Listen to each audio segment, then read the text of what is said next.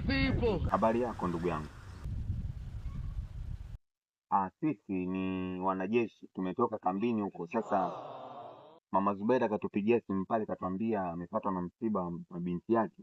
Kuona sisi wanajeshi sio mbaya kama tukishiriki kusanya hela za lambilambi. Goodbye. Kale kabisa hata mimi nilikuwa nakataa.